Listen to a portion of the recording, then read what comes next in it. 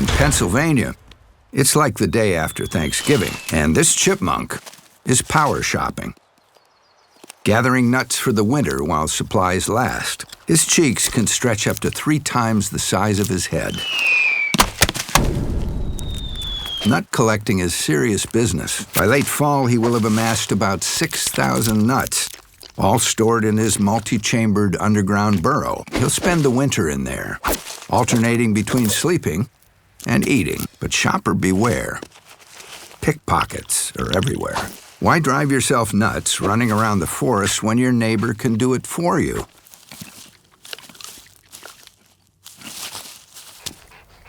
But he's spotted, cheeks filled to bursting.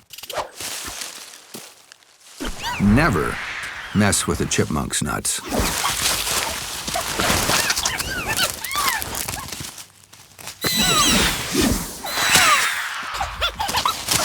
The nut thief is sent packing. Shopping can resume, with caution. Keeping your stash safe from thieves is a problem for most of America's nut hoarders.